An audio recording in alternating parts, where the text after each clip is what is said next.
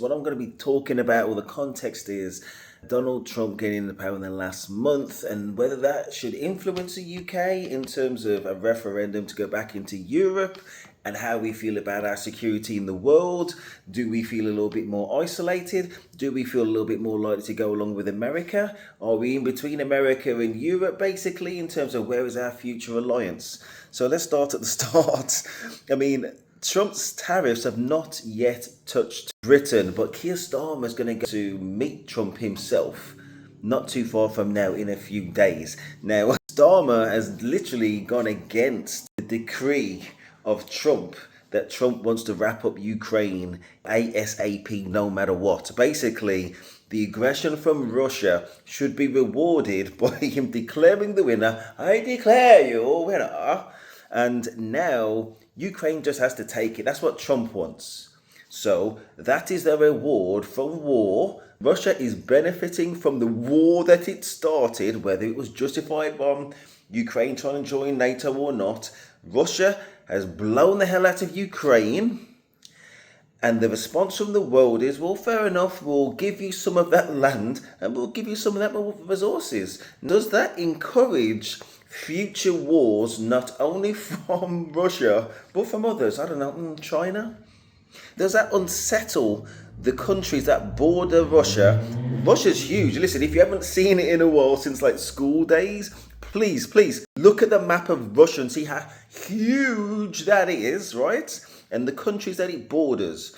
Now, if nobody's going to keep Russia where it is and not to respect the borders from, at least 3 years ago when the war against Ukraine started, and they can encroach that land and make those gains through war, then who has to worry? The one person that was keeping Russia in the box economically and with a military threat was NATO, backed by America. If that doesn't happen, then what is the best move for the countries next in line for Russia?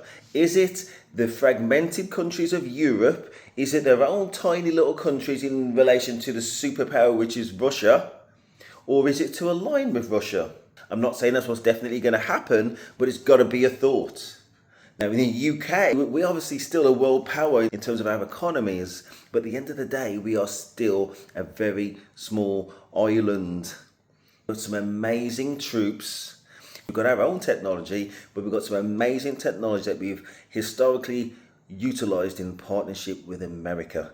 And it is essentially the weight of America which brings things to the table, and we support them. And the reason why we support them is, yes, for world peace, but mostly to give us trade, right?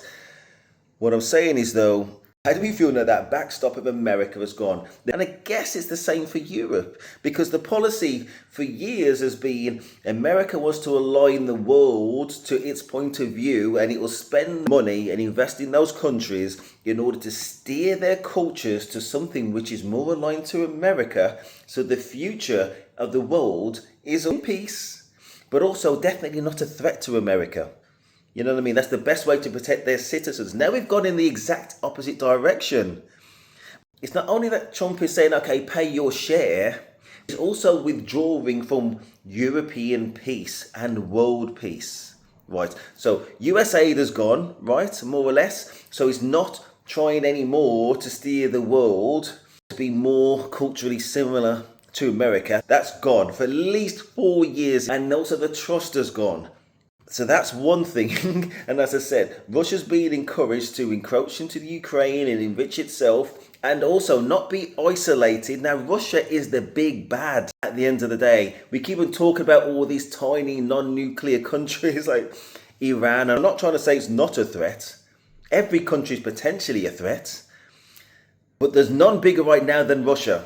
Putin's been in power 25 years. And mysteriously, any of his opponents just suddenly end up jumping out of windows on the top floor. And I'm not even joking. The Russian system is not based on no 4 or 5 year cycle of things. It's on at least a 25-year cycle. But really, it's the forever cycle that as long as they can encroach on the world and steer it to where it want to be for the enrichment of the top powers in Russia, then they're good with that.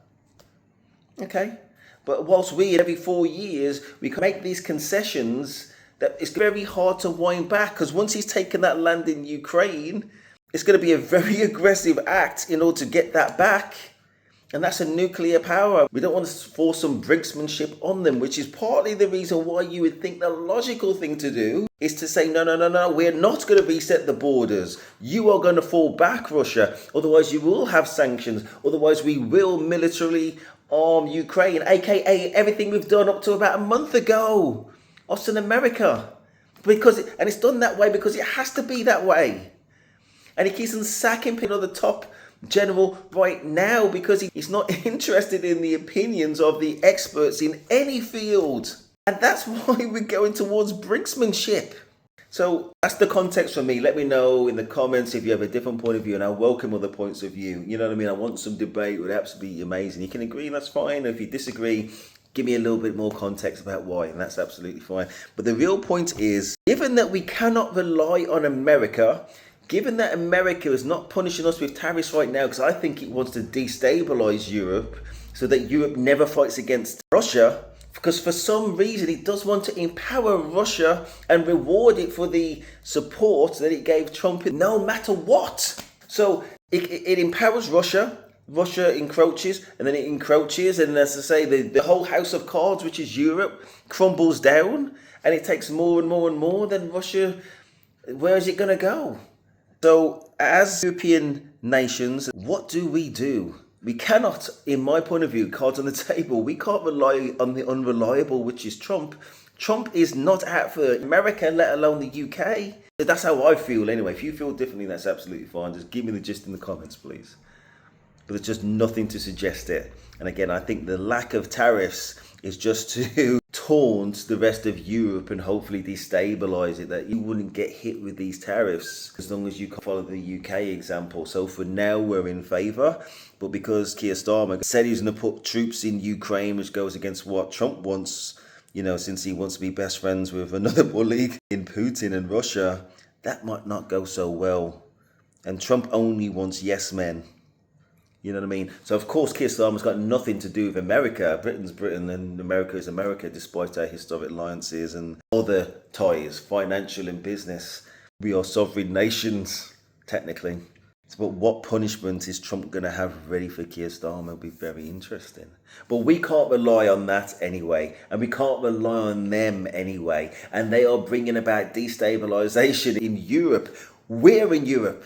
And if we can't rely on them, we need a new referendum, and we need to get inside of Europe, and we need to get back to where we were as soon as possible as one of the principal decision makers on where Europe goes. That's my point of view. And that's the background. Let me know your thoughts. We'll all be fine, hopefully. Look how destabilized the world has been in 1 month from one crazy old orange man. Damn.